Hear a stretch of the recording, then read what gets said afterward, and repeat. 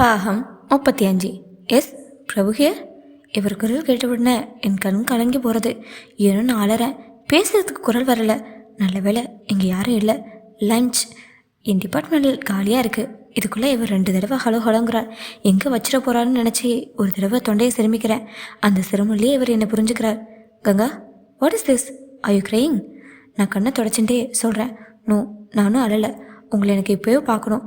என்கிட்ட சொல்லாமலே ஊருக்கு போயிட்டேலே. எங்கள் அண்ணன் கணேசன் வந்து உங்களை பார்த்தானாமே. அவன் வந்து என்னென்னலாம் சொன்னான் தெரியுமா? நீங்கள் இனிமேல் என்னை பார்க்க மாட்டேன்னு சொல்லிட்டாலாமே. அவன் சொன்னான், நான் நம்பலை. கெட்ட என்ன அவனுக்கு? அப்படி நீங்கள் சொல்ல மாட்டேலே. என்ன பேசாமல் இருக்கேள்? சொல்லுங்கோ. நீங்கள் அப்படி சொல்லலையே. Hello hello. இவர் பேசாமல் மௌனமாக இருக்கிறது எனக்கு வயிற்றுக்குள்ளே சொரங்கிறது. ஒருவேளை இவர் அப்படி சொல்லியிருப்பாரா என்ன? சொன்னாதான் என்னவா? அப்போதைக்கு அவனுக்கு ஏதாவது சொல்லணுமேனு சொல்லியிருப்பார். அவன் சொல்ல வச்சிருப்பான். இவர் என் இஷ்டத்துக்கு விரோதமாக நடக்க மாட்டார். என்ன பேசாமல் இருக்கேள்? ஏதாவது பேசுங்கோ. உங்கள் குரலை கேட்டதுக்கப்புறம் இப்போ தான் நான் சந்தோஷமாக இருக்கேன். 3 நாளாக எப்படி கஷ்டப்பட்டு இருந்தேன்னு தெரியுமா? நம்ம மீட் பண்ணாட்டா கூட பரவாயில்ல. எத்தனை நாள் நம்ம ஒருத்தர் பார்க்காம இருந்தது இல்லையா? நம்ம மறுபடியும் பார்ப்போங்கிற நம்பிக்கையில் எத்தனை நாள் வேணாலும் பார்க்காம இருக்கலாம். ஆனால் இனிமேல் பார்க்கவே மாட்டேங்கிற முடிவில் ஒரு நிமிஷம் கூட இருக்க முடியலையே. என்னாலையும் பொறுக்க முடியாதனால தான் காலையில் எழுந்தவுடனே உங்கள் ஆற்றுக்கு ஓடி வந்தேன். நீங்கள் ஊரில் இல்லைன்னு தெரிஞ்சதுக்கப்புறம் தான் கொஞ்சம் மனசு சமாதானம் ஆச்சு. மஞ்சுவை பார்த்து பேசின்னு இருந்தேன். சொன்னலா அந்த சாமி விஷயமா என்னவோ ரொம்ப ஒரி பண்ணிட்டேலே. அன்னைக்கு நான் சொன்ன மாதிரி தான் அவகிட்ட நான் கேட்டுட்டேன். அன்னைக்கு அவனுக்கு பர்த்டேயா. இவ வரலைன்னா பார்ட்டியே நடத்த போகிறதில்லைன்னு சொல்லி அழுதுண்டு வந்து நின்னானா. அதுக்காக அன்னைக்கு பார்ட்டிக்கு போயிருக்கா. அவ்வளவுதான். அன்னைக்குன்னு உங்கள் கண்ணில் இவ மாட்டியிருக்கா. என்ன நான் படுக்க பேசிகிட்டே இருக்கேன், நீங்கள் ஒன்றுமே பேசாமல் இருக்கேன். ஏதாவது பேசுங்கோ. இப்போ இவர் செருமுறார். வேணும்னே விளையாட்டாக இவரை நான் திருப்பி கேட்குறேன். R you crying? இப்போ நீங்கள் அலறலைன்னு நான் சிரிச்சுட்டே கேட்குறேன். ஒரு சின்ன மௌனம். ஐயோ, எஸ்ன்னு சொல்கிறாரே.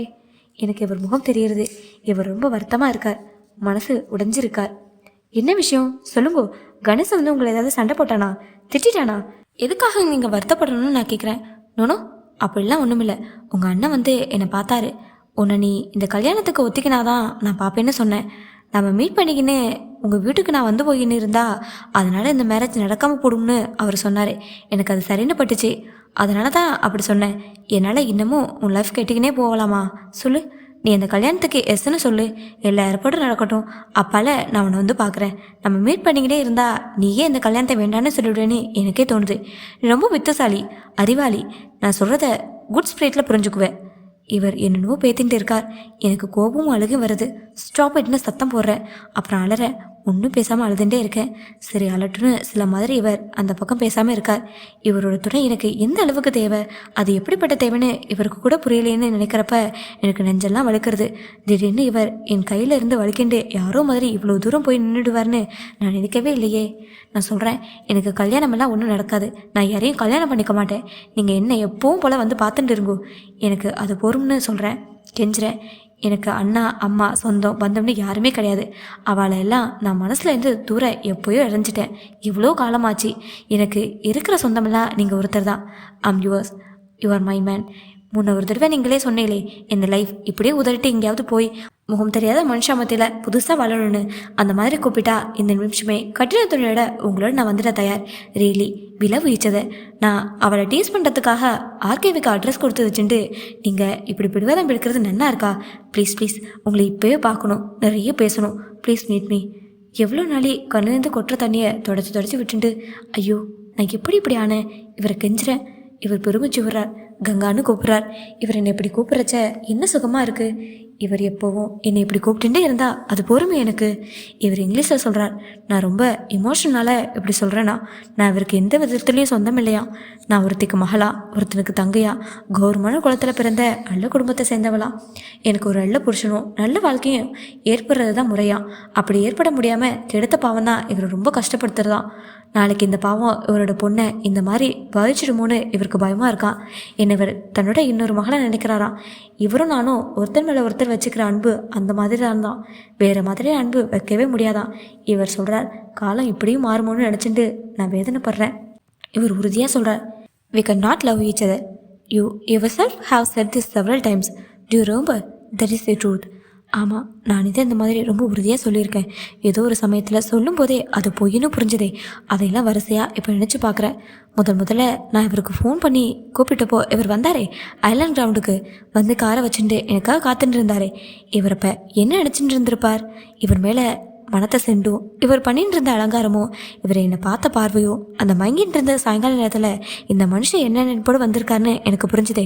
என்னை பற்றியும் இவரால் என் வாழ்க்கையில் நடந்த சம்பவங்களையும் இவர்கிட்ட எப்படி சொல்கிறதுன்னு நான் குழம்பி நெஞ்சு உழந்து உதட்டெல்லாம் வறண்டு போக, இவரை கடைசியாக, அதாவது முதல்ல பார்த்துட்டு இப்போது இரண்டாவது பார்க்குறச்ச அந்த நிமிஷத்துலேருந்து இந்த நிமிஷம் வரைக்கும் என் வாழ்க்கையில் நடந்ததெல்லாம் இவருக்கு சொல்லி மாலுமானு நினச்சி, ஒரு ஆர்டரில் இல்லாமல் ஒரு விஷயத்தை நினைக்கிறதுக்குள்ளே இன்னொன்று முளைச்சிண்டு, அதே மாதிரி மனுஷன் முகங்களும் அவள் சொன்ன வார்த்தைகளும் அடியும் வசமும் ஹாஸ்டலும் வீடும் ஃப்ரெண்ட்ஸும் லெக்சர்ஸும் எல்லாம் காதில் கேட்குற சத்தமாகவும் கண்ணில் தெரிகிற காட்சியாகவும் கசமசான குழம்பி உள்ளேயும் வெளியேனும் குடையிற போது தலையை ஒளிப்பிட்டு ஒரு பக்கமாக சாஞ்சிட்டேன். அப்போது வாட் இஸ் த மேட்டர்னு என்னமோ கேட்டுட்டு என் தோல் மேலே இவர் கையை வச்சாரே, அந்த நேரத்தில் மட்டும் நான் பேசாமல் மௌனமாக இருந்திருந்தா இப்போ இவருக்கும் எனக்கும் உருவாகி இருக்கிற உறவே வேறையாக இருந்திருக்கும். நான் ஏன் அப்படி சீன்னு சொல்லி முடிச்சுட்டேன்? பாவம், இவர் ஏன் அப்படி கையும் காலும் நடுங்க வச்சேன்? அதுக்கப்புறம் அவர் தன்னை மறந்த நிலையில் கூட என்னை தொடரதே இல்லை. அன்றைக்கி நான் அப்படி நடந்துட்டதுக்கு இது தண்டனையா? இவர் ஃபோனில் பேசிகிட்டே இருக்கார், எனக்கு ஒன்றுமே புரியலை. நான் என்னென்னமோ நினச்சிட்டு இருக்கேன். இத்தனை வருஷமாக இவருக்கு எனக்கும் நடுவில் பொய்யா விழுந்த திரையெல்லாம் கிழிச்சுட்டு வெறும் ஆம்பளையும் பொம்பளையுமா சேர்ந்து கலந்தோடனே என் மனசை துடிக்கிறத இப்போ தான், இந்த நிமிஷம்தான் நான் புரிஞ்சுக்கிறேன். Is it too late? அதுக்கு காலம் கடந்து போயிடுதா? இவர் என்னை பார்க்கவே மாட்டாராமே, கல்யாணம் பத்திரிக்கையோட வந்ததை இன்னும் தான் பார்ப்பாராமே. இது என்ன பைத்தியக்காரத்தனம்? அது மாரி ஒன்று நான் கத்துறேன். உங்களோட சொத்துக்காகவோ அந்தஸ்துக்காகவோ இல்லை. இது சொல்லிட்டு நான் சிரிக்கிறேன். அதெல்லாம் கிடையாதுன்னு எனக்கு தெரியும். உங்களை வெறும் ஆம்பளையாக தான் எனக்கு அறிமுகம். உங்களோட எனக்கு அப்படி மட்டும்தான் பழக்கம். வெறும் ஒரு ஆணை உறவுக்காக நான் உங்களை கல்யாணம் பண்ணிக்கிறேன். இனிமேலும் இப்படியே பழகிட்டு நாம ஏமாற்றிக்க வேண்டாம். உங்ககிட்ட எனக்கு வெட்கம் இல்லை. என்னோடய படுக்கையை நம்ம பகிர்ந்து கொள்வதற்காக காத்திருக்கேன். I will share my bed with you. காதோட காதலாக ரகசியமாக பேசுகிற மாதிரி நான் ஃபோனில் இதை சொல்லிட்டு இருக்கேன். என் கண்ணில் இருந்து மாலை மாலையாக தண்ணி கொட்டிக்கிறது. ஸ்டாப் திஸ் நான்சென்ஸ்னு சொல்லிட்டு டக்குன்னு ரிசீவை வச்சிடறார். நான் அப்படியே டேபிள் மேலே குனிஞ்சு 2 கையிலும் முகத்தை பதிச்சுட்டு நன்னா அலறேன். விரல் எடுக்கெல்லாம் கண்ணீர் வலியுறது. கண்ணீர் மனுஷனின் அசுத்தப்படுற தண்ணீர் தானே அது. திடீர்னு நினச்சிக்கிறேன், லஞ்சுக்கு போனவா எல்லாம் வந்துட்டாளா? யாராவது என்னை பார்த்துட்டாளா? முகத்தை தொடச்சிக்கிறேன். சிறில் உட்காந்து என்னை சுற்றி ஒரு தடவை பார்த்துக்கிறேன். இன்னும் யாரும் வரல. மணி ஆகலை. மறுபடியும் இவருக்கு டெலிஃபோன் பண்ணுறேன். எஸ் பிரபுகேர், நான் கங்கா. தொண்டை அடைச்சிக்கிறது. எனக்கு ஒரு சின்ன மௌனம். சொல்லு. கொஞ்சம் கூட பிசிறு இல்லாமல் பசை இல்லாமல் கேட்குறார். நான் தான் சொல்ல வேண்டியதெல்லாம் சொல்லிட்டேனேன்னு சொல்கிறச்ச எங்கே அழுதுரு விடுன்னு நெஞ்சு அழுத்து பிடிச்சிக்கிறேன். நானும் சொல்ல வேண்டியதெல்லாம் சொல்லிட்டேன்னு பெருமிச்சு விடுறார். நீங்கள் இல்லாமல் என்னால் இருக்கவே முடியாதுன்னு குழந்தை மாதிரி சின்னுங்கிறேன். இவரும் ஒரு அப்பா முதல்ல தட்டி கொடுக்குறாப்புல சொல்கிறார். இருந்து பார், முடியும். உங்களால் முடியுமா? முடியும்னு நினைக்கிறேன். முடியணும். என்னத்துக்கு அப்படி நினைக்கிறேன்? அப்படி நினைக்காதீங்களே கங்கா. இப்போ எனக்கு சந்தேகமாக இருக்குது. உண்மையிலே நீ தான் பேசுகிறியா? நீ தானா இது? உனக்கு என்ன ஆயிடுச்சு? நீ இப்படியெல்லாம் ஆகப்படாது. நான் இவ்வளோ உறுதியாக இருக்கேன்னா சொன்னால் அது உன்னால் எனக்கு ஏற்பட்டது. நீ இப்படி ஆகலாமான்னு இவர் கேட்குறச்ச நான் குறுக்க புரிந்து சொல்கிறேன். I have lost myself. நான் என்னை இழந்துட்டேன். இது உங்களுக்கு தெரியலையா? நோ, நீ உன்னை இழக்கலை. ஒரு தடவை நான் அப்படி நினச்சது எவ்வளோ பெரிய தப்புன்னு நான் புரிஞ்சுக்கிட்டவன். மறுபடியும் அப்படி நினச்சி இன்னொரு பெரிய தப்பை செய்ய நான் தயாராக இல்லை. And it is not right for an angel like you.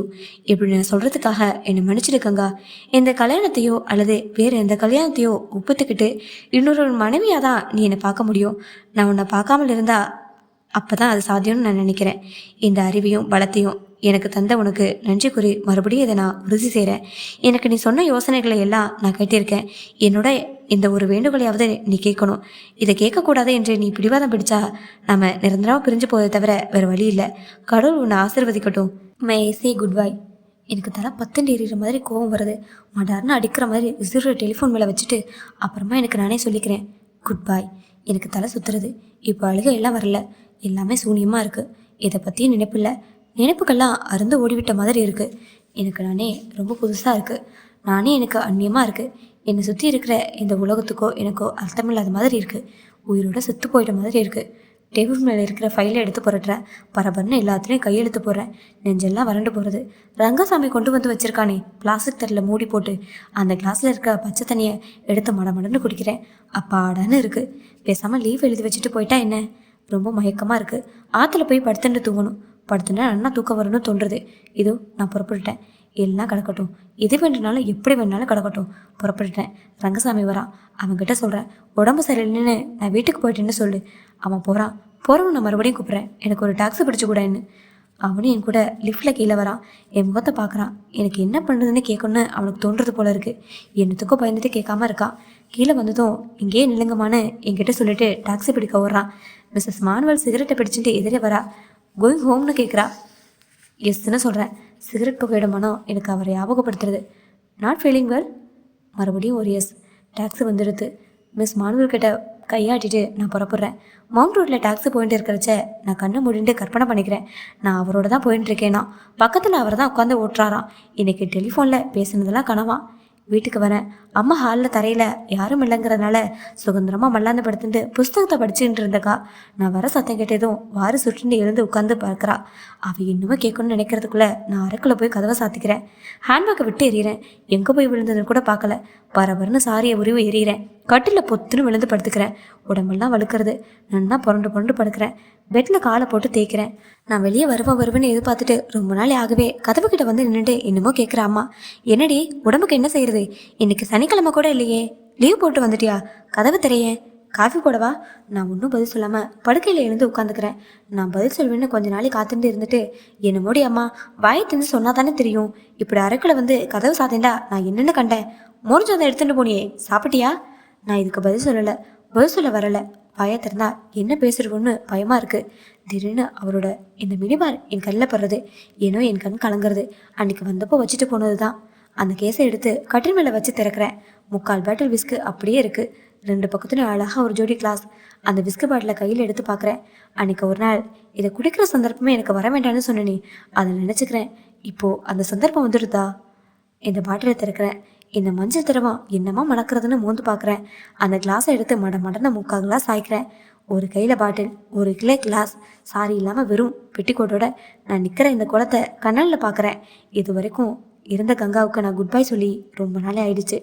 மருந்து கொடுக்குற மாதிரி ஒரே மூச்சில் ஐயோ தொண்டையெல்லாம் வயிறெல்லாம் குடல்லாம் எரியுதே, நெஞ்செல்லாம் எரியுறதே. எரியட்டுமே. பின் கதை என்னென்னமோ நடந்து விட்டது. ஆனால் கங்காவின் வாழ்க்கையில் இதுவரை நடக்காதது எதுவும் புதுசாக நடக்கவில்லை. அப்படி அந்த நடக்காத ஒன்றை நினைக்கும் போதெல்லாம் அவள் தன் மீதும் தனது உடலின் மீதும் இந்த சூழலின் மீதும் தன்னை சூழ்ந்து அடிக்கின்ற உறவுகளின் மீதும் இதுவரை எதன் மீதும் எவரும் கொள்ளாத பகைமை கொண்டு அந்த கோபத்திலேயே எரித்து விடுவாள் போல வெறி கொண்டு அந்த வெறியில் என்ன செய்வது, இதற்கு எப்படி படித்திருக்கலாம் என்று தனிமையில் நெரித்த புருவமும் வெறித்த விழிகளுமாய் அவள் அடிக்கடி பற்களை கடிக்கிறாள். இப்போது அவள் முகமே அவளாக இல்லாமல் மாறி போய்விட்டது. அவளது முகம் மட்டுமல்ல, அவளது பேச்சும் பார்வையும் ஆஃபீஸிலிருந்து வெளியிலும் டாக்ஸிக்காரரிடமும் அவள் பழகிற தோரணையே அவளாக இல்லாமல் மாறி போயிருக்கிறது. ரங்கசாமி அவன்தான். ஆஃபீஸில் வேலை செய்யும் பெண்கள் எப்படி இருக்க வேண்டும் என்று கங்காவை உதாரணம் காட்டி அடிக்கடி பேசி கொண்டிருப்பானே, அவன் கூட அவளிடம் ஏற்பட்டுவிட்ட இந்த தன்மை மாற்றங்களை பிறரிடம் அவளை பற்றி அவதூறு பேச ஆரம்பித்து விட்டான். மிஸ்ஸஸ் மானுவலும் கங்காவும் தனி அறையில் அமர்ந்து நீண்ட நேரம் பேசிக் கொண்டிருக்கிறார்கள். லஞ்ச் அவரிலே இப்போது அது தினசரி வழக்கமாகிவிட்டது. மிஸ்ஸஸ் மானுவலின் அறையில் 1 மணி நேரத்திற்கு அதிகமாகவே கங்கா உட்கார்ந்திருக்கிறாள். மிஸ்ஸஸ் மானுவல் சிகரெட் பிடிக்கிற விஷயம் எல்லாருக்கும் தெரியும். கங்காவும் அவளோடு சேர்ந்து சிகரெட் பிடிப்பதை ரங்கசாமி முதலில் பார்த்தான். இப்போது அந்த விஷயம் ஆஃபீஸ் பூராவும் தெரியும். மானுவலின் உதடுகள் மாதிரியே கங்காவின் உதடுகளும் கருமி தட்ட ஆரம்பித்து விட்டன. சில சமயங்களில் ஆஃபீஸே அதிர்கிற மாதிரி அவள் இருமுகிறாள். அவள் டேபிள் மீது எத்தனையோ வருஷங்களாக ரங்கசாமி கொண்டு வந்து வைக்கும் தண்ணீர் டம்ளரின் மீது மூடியிருக்கும் பிளாஸ்டிக் தட்டை கூட எடுக்காமல் இருந்த கங்கா இப்போதெல்லாம் இருமல் வந்ததும் தண்ணீரை குடித்துவிட்டு ஒரு நாளைக்கு 2-3 தடவை அவனை கூப்பிடுவதற்காக மணி அடிக்கிறாள். அவனும் எல்லாரையும் திட்டுற மாதிரி அவளையும் திட்ட ஆரம்பித்து விட்டான். மனதிற்குள் எல்லாரையும் திட்டுவதை விடவும் அசிங்கமாக திட்டிக் கொள்கிறான். மிஸ்ஸஸ் மானுவலும் கங்காவும் சில சமயங்களில் சினிமாவுக்கு போகிறார்கள். மானுவலின் வீட்டிற்கு கூட அவள் அடிக்கடி போகிறாள். மானுவல் தம்பதிகள் கங்காவின் வீட்டிற்கு வந்து பல நல்ல மாலை நேரங்களை மிக மோசமான இரவுகளாக மாற்றிக்கொண்டு தள்ளாடி கொண்டு தங்கள் நிலையை ஊரெல்லாம் முரசரித்து முழக்குகிற மாதிரி மோட்டார் சைக்கிளில் ஸ்டார்ட் செய்து கொண்டு போகிறார்கள். போன வாரத்தில் ஒரு நாள் மிஸ்டர் மானுவலின் பிறந்தநாள் பாட்டியில் கலந்து கொண்ட நள்ளிரவில் வீடு திரும்பிய கங்கா டாக்ஸிக்காரனோடு சண்டை போட்டு தெருவையே கூட்டி போது இவளது உண்மையான நிலைமையை டாக்ஸிக்காரன் எல்லோருக்கும் படம் பிடித்து காட்டினான். வார்த்தைகளாலும் விளக்கினான். கங்கா அவன் முகத்தில் ஒரு 10 ரூபாய் தாளை விசிறிந்துவிட்டு அவன் போய் 10 நிமிஷம் ஆகியும் நடுத்தருவில் நின்று கொண்டு ஆங்கிலத்தில் டாக்ஸிக்காரர்களையும் மதுவிலக்கு சட்டத்தையும் பிறகு அந்தரங்கங்களை வேடிக்கை பார்த்து ரசிக்கும் இந்த தெருவாசிகளின் பண்பற்ற நடத்தையையும் விமர்சனம் செய்து கொண்டிருந்தாள். அந்த தெருவிலே இது மாதிரியான காட்சிகள் பகல் நடப்பது உண்டு. அந்த பெண்கள் பஞ்சவாடிக்கு பக்கத்தில் இருக்கும் சேரிகளிலிருந்து இந்த பக்கம் வேலை செய்து பிழைக்க வருபவர்கள். அவர்கள் தமிழில் தான் பேசுவார்கள். அவர்களை பார்க்க இந்த தெருவாசிகள் பயப்படுவார்கள். அதே மாதிரி இங்கிலீஷில் பேசும் இவளையும் பார்த்து இப்போது பயப்பட ஆரம்பித்து விட்டார்கள். இவள் குடிவரியில் இருக்கிறாள் என்று அந்த டாக்ஸிக்காரன் உலகத்திற்கு பிரகடனம் செய்த மாதிரி சொன்னபோது இவளும் உலகறிய ஒரு பொய்யை பிரகடனம் செய்தாள். இவள் பர்மிட் வைத்திருக்கிறாளாம். இவளை யாரும் ஒன்றும் செய்துவிட முடியாதாம். 4 டிஜிட்ல இவளோட சம்பளம் வாங்குகிறாளாம். அந்த சம்பவத்திற்கு பிறகுதான் தனக்கு குடிப்பதற்கு அவசியமான பர்மிட் வேண்டுமென்று அவள் முடிவு செய்தாள். மிஸ்ஸஸ் மானுவல் அதற்கு ஒத்துழைத்திருந்தாள். கங்காவின் தாயும் அண்ணனும் அவன் குடும்பமும் பிரபுவும் மஞ்சுவும் எல்லாமும் அவளை பொறுத்தவரை காலாவதியை விட்ட விஷயங்களாகிவிட்டன. அவள் அவற்றை நினைத்து கூட பார்ப்பதில்லை. தப்பித்தவரை அந்த நினைவுகளை வரும்போது அவள் தன்னையே வெறுக்கிறாள். அவசியமில்லாத விஷயங்களுக்கெல்லாம் கூட அவள் ஊரை கூட்டி நியாயம் கேட்பது மாதிரி இப்போது சத்தம் போட ஆரம்பித்து விட்டாள். பால்காரனிடமும் காய்கறி விற்கிறவனிடமும் பேப்பர் போடுகிற பையனிடமும் ஏதோ நாளுக்கு ஒரு என்று ஒரு முறை வைத்துக்கொண்டு அவள் தனது இருப்பை அந்த தெருவுக்கு அறிவித்துக் கொண்டே இருக்கிறாள். அவள் சப்தம் போடாத நேரங்களில் அந்த டிரான்சிஸ்டர் ஊரில் இருக்கிற சினிமா பாட்டிகள் எல்லாம் முழங்கு கொண்டிருக்கிறது. அதாவது இப்போது அவள் ரொம்ப சந்தோஷமாக இருக்கிறாளாம். இப்போதும் கூட எப்போதாவது இவளை சபித்து விட்டு போக அம்மா வருகிறாள். போன வாரம் கூட வந்தாள். வழக்கமாக சம்பளம் வாங்கிய உடனே ரங்கசாமி வசம் அம்மாவுக்கு 100 ரூபாய் பணம் கொடுத்து அனுப்புகிற கங்கா ஏதோ அலட்சியத்தில் மறந்துவிட்டாள். கனகத்தை பொறுத்த வரைக்கும் இது பெரிய விஷயம். ஒரு வாரம் வரைக்கும் காத்திருந்து விட்டு இவளிடம் சண்டை போடுவதற்காக முஸ்தீபுடன் அவள் வந்து இருந்திருந்தாள். அன்றைக்கு ஆஃபீஸ்க்கு கூட லீவ் போட்டுவிட்டு அம்மாவிடம் கங்கா சண்டை போட்டு கொண்டிருந்தாள். அம்மாவுக்கு அவள் பணம் தர முடியாதாம்.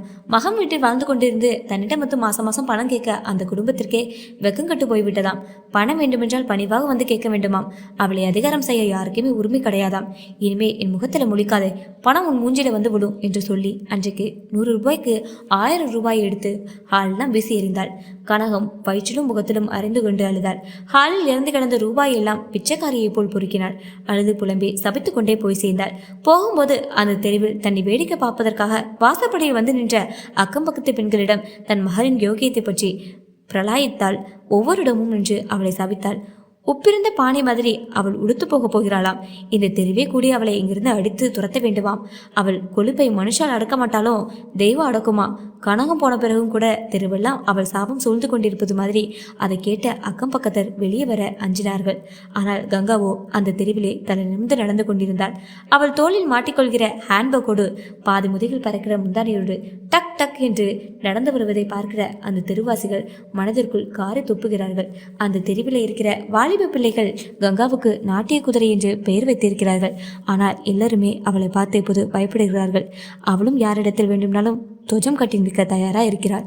நாள் முழுவதும் ஊர் சுற்றி கொண்டிருக்கிற கங்கா காலையிலும் மாலையிலும் வாக்கிங் வேற போகிறாள். காலையில் போகாவிட்டாலும் மாலையில் அவள் உலாவ போகிறாள். சில சமயங்களில் மாலை வாக்கிங் போனவள் இரவில் நெடுநேரம் கழித்து வீடு திரும்புகிறாள். ஸ்பாட்டங் ரோடில் நல்ல இருட்டு. தொலைவில் ஒரு வீடு நகர மாதிரி பஸ் போய் கொண்டிருக்கிறது. தெரு விளக்குகள் எரிந்து கொண்டு இருக்க வேண்டிய நேரம்தான் என்றாலும் கார்ப்பரேஷன் நிர்வாகம் கோளாறினால் பல கம்பங்களில் விளக்குகள் எரியவில்லை. மரங்கள் கவிழ்ந்த அந்த சாலையில் எரிகின்ற விளக்குகளின் அடியில் நிழல் கவிழ்ந்திருந்தது. கங்கா வாக்கிங் போய் கொண்டிருக்கிறாள். அவள் பின்னால் அவள் மீது ஒளியை வீசிக்கொண்டு ஒரு சின்ன கார் ஒரு சந்தையிலிருந்து திரும்பி வருகிறது.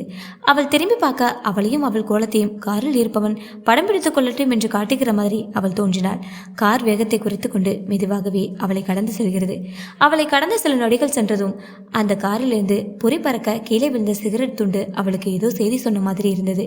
நெருப்பு கனிய அந்த சிகரெட் துண்டு அவள் காலடிக்கு காய்ச்சலை உருண்டு வர அவள் அதை மிதித்து நின்றாள்.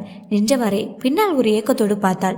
அந்த கார் வலப்புறம் திரும்பி காசா மேஜர் ரோட்டில் போக வேண்டிய கார் சாலைக்கு நடுவே இருந்த திட்டை வலம் வந்து திரும்பவும் ஸ்பாட்டாங் ரோட்டிலே அவளை எதிர்கொண்டு வந்தது. சிகரெட்டை மிதித்தவாறு போகின்ற காரை பார்த்து நின்ற அவள் மறுபடியும் வாக்கிங் போனாள். இப்போது அவள் முன்பிலிருந்து வெளிச்சம் போட்டுக்கொண்டு வந்த அந்த கார் மறுபடியும் அவளை மெதுவாக கடந்தே போயிற்று.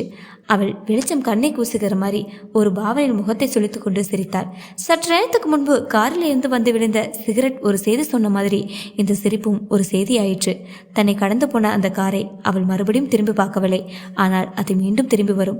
அந்த கற்பனையில், அந்த நினைப்பில், அந்த உல்லாசத்தில் காற்றில் மிதப்பது மாதிரி அவள் வாக்கிங் போகிறாள். அவளை பற்றி இப்போது எல்லோருமே நிறைய பேசுகிறார்கள்.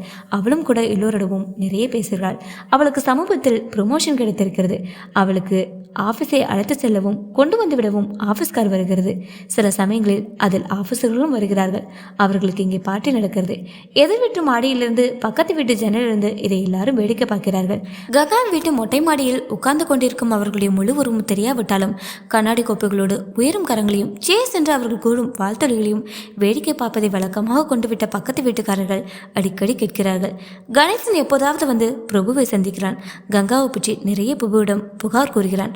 அதற்கெல்லாம் பதில் ஏதும் சொல்லாமல் மௌனமாக சிகரெட்டை புதைத்தவரை எப்போதும் நடந்து முடிந்துவிட்ட ஒரு சோக கதையை கேட்கிற மாதிரி உட்கார்ந்திருக்கிறான் பிரபு. அவளை பார்ப்பதற்கோ அவளிடம் பேசுவதற்கோ மனம் வராமல் தன் வாழ்க்கையில் அவளோ அவளுடைய வாழ்க்கையில் தானோ தலையிடுவதற்கு பிரபு பயப்படுகிறான். அதுவும் அந்த டெலிஃபோன் பேச்சுக்கு பிறகு அவள் சொல்வாளே தன்னை யாராவது ரேப் செய்து விடுவார்களோ என்று பயப்படுவதாக. அது மாதிரி அவளை போய் பார்த்தால் தனக்கு ஏதாவது நேர்ந்து விடுமோ என்று ஒரு அடலின் பிராய பையன் மாதிரி அவன் பயப்படுகிறான். தன்னுடைய வேண்டுகோளை மதித்து அவள் அவளுடைய வாழ்க்கையை சரியாக அமைத்துக் கொள்ளவில்லை என்று வேறு அவனுக்கு கோபம்.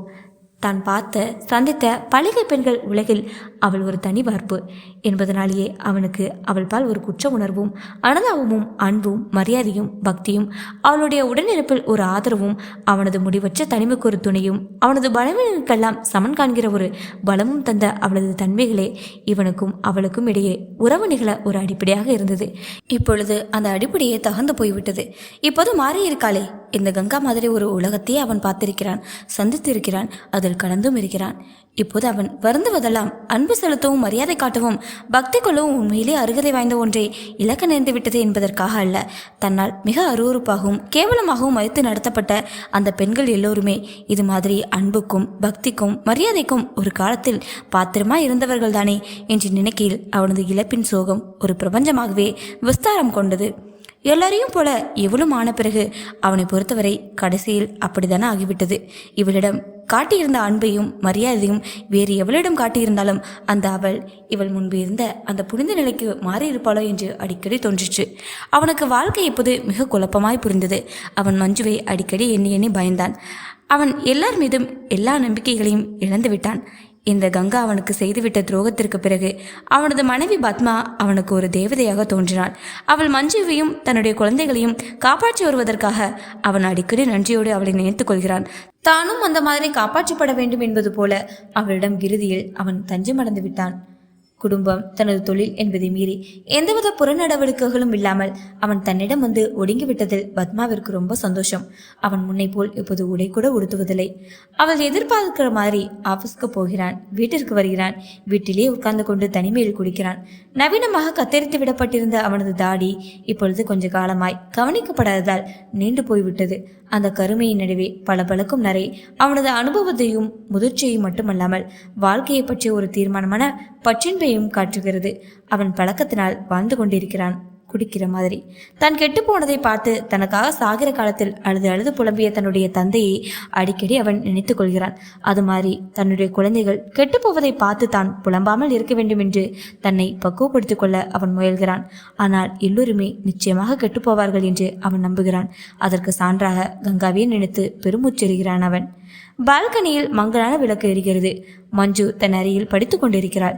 வேலைக்காரர்கள் அவன் குடித்து கொண்டிருக்கிற நேரத்தில் சாப்பிடுவதற்காக வகை வகை வரித்த தீனி வகைகளை எடுத்துக்கொண்டு மாடிக்கு வருகிறார்கள். பிரபுவுக்கு பக்கத்தில் ஒரு நாற்காலியில் அமர்ந்து அவனை உபசரித்துக் கொண்டிருக்கிறாள் பத்மா. அவளுக்கு அருகே டிரான்சிஸ்டரில் இருந்து மெல்லிய தோணியில் ஹிந்தி பாட்டு கேட்டுக்கொண்டிருக்கிறது. பத்மா சொல்கிறாள், இன்னைக்கு மத்தியானம் தியேட்டர்ல கங்காவை பார்த்தேன். என்னங்க ஆளே மாறிடுச்சு அந்த பொண்ணு. என்ன அதுக்கு அடையாளமே தெரியல போல இருக்குது. கூட எவ்வளோ ஒரு சாட்டைக்காரிச்சு. இப்போ நீங்கள் கங்காவை பார்க்கறது இல்லையா? எனக்கு என்னவோ பாவமாக இருந்துச்சுங்க. சரி, அதை நம்ம கண்டுக்கல, நாம் அதை என்னத்துக்கு கண்டுக்கணும்னு வந்துட்டேன். எனக்கு தோணுது என்று அவள் ஏதோ சொல்ல ஆரம்பிக்கையில் பிரபு அவளை முறைத்து பார்த்தான். அவனுக்கு ஏதோ கோபம் வந்தது. எவை எப்படி போனா எனக்கு என்ன, டோன்ட் ஸ்பாயில் மை ஈவினிங் என்று அவன் திடீரென கோபமாக கத்தியதை கண்டு அவள் பயந்து போனாள். அவனை சமாதானப்படுத்துகிற மாதிரி அவள் அவனது கிளாஸில் விஸ்கியை ஊற்றினாள். ஆமாம், இப்போது பத்மாவும் மாறியிருக்கிறாள். முற்றும்.